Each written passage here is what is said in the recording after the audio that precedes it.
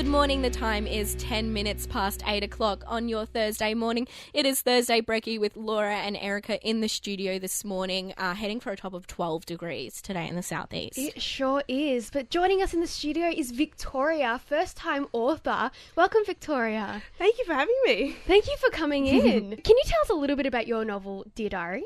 Yeah, so it's based off a heartbroken love story where you see the growth of an individual through a series of events that happen in her life, whether that's heartbreak, loss of a family member, or just events that occur in natural life, for instance, ATARs or uni, and basically you see different perspectives throughout it. So at the start it changes to the end because you see the growth and the person actually change. When you say it's based on a character, is this like a character that you've created, or is it a lot of your experiences and your life in it as well? A lot of my experiences in life, yeah. Okay, yeah. Involved in a character. Yeah, precisely. Yeah. I don't actually mention any names because I keep it more so you, me, I. Yeah. But to make it more relatable, I think. But it mainly based on, you say, a bit of a biography, to say the least. Mm. Yeah. Oh, that's good. Yeah, and you began writing poems in order to help overcome your feelings of like sadness, heartache, and to quote you, fractured lungs.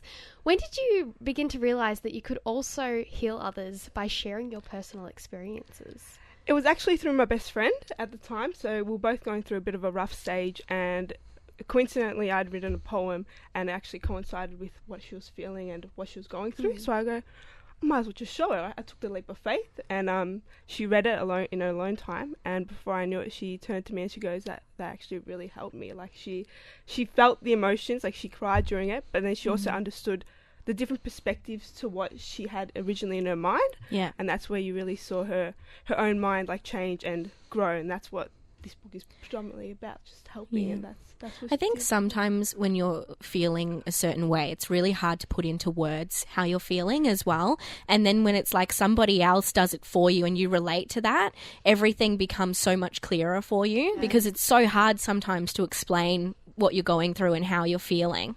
I can see how reading poems like that does help. Yeah. It helps you to kind of understand it yourself. I can also see how writing poems down, because you began just by writing your feelings down on a piece of paper and it just happened to be in a poem format. Is that correct? Yeah, very, very correct. I Yeah. just opened up my laptop, started typing, and before I knew it, I had a poem on my hands. Nice. And what has the response been like since the release of your novel? Really good, actually, extraordinary. So I got heaps of support from my family members, from friends around me, like people that I wouldn't even expect have sent me messages saying congratulations, like I'm supporting you, very proud. And it's quite mind-blowing, actually, because I didn't think that many people would support me. Or, like, you think people would support you, but you didn't think But that you actually... don't expect the extent. Yeah, exactly. It really touches you. Well, that's good. That's always the best positive sign to have, if you Yeah. have more support than you actually thought you would. You were telling me before that you've been writing this for about a year and a half now. And you graduated the same year I did, so 2017 graduates. So you've been out of uni for a year and a half now. It was interesting to me because you were talking about how some of your experiences around the ATAR and high school and stuff are in there as well.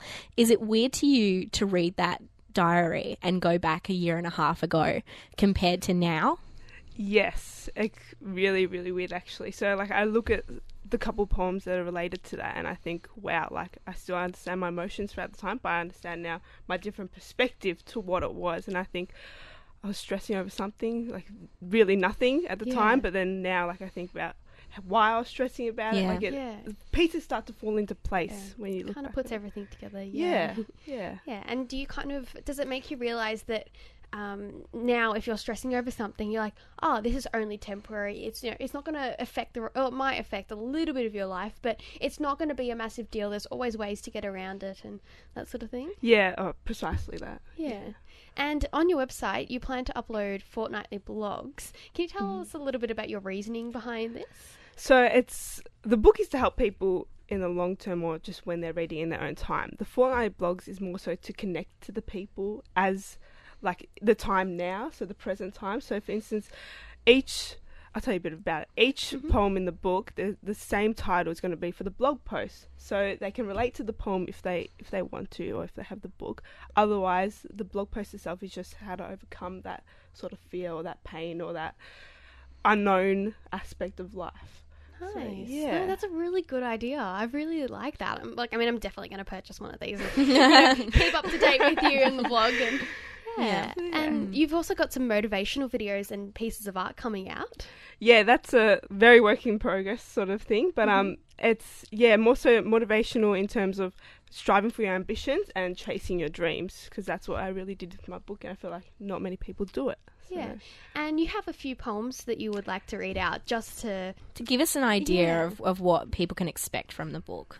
Yeah, so there are 3 short, like really different segments of it, but I'll start off with the first one.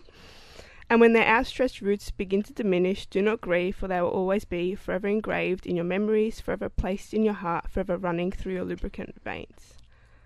Then the second little bit. Wires entrap its barriers, mock entail its surface, cracks of uncertainty are the only insurance in the lost sea. And the third. For the cycle is still repeating, for the mind is still shut and the soul is still quiet, too scared to open, too proud to ask, too ungrateful to understand. Oh, that's beautiful. Yeah. I've got to say, I've had a diary since I was 9 years old, and sometimes I'll go back and read it. It's definitely not as well written as that. Laura, what do you mean? You're not publishing it to the world? It says stuff like, oh my God, I got hugged by a boy for the first time today. I peed my pants a little. Not as deep as that. I think I have similar stories, but it wasn't me peeing my pants. It was someone else. I don't know why I was running about someone else doing that. Anyway, where can people go to purchase your book, Victoria? If they type up Dear Diary VDA on the website, or Google, of course, I've created our own website, and it's just on there, the novel itself. And we have also put a link on our Facebook page if you want to go check us out at Brekkie with Laura and Erica. You'll find Victoria's link to the book there. This is Bon Jovi, In and Out of Love. Have a great Thursday.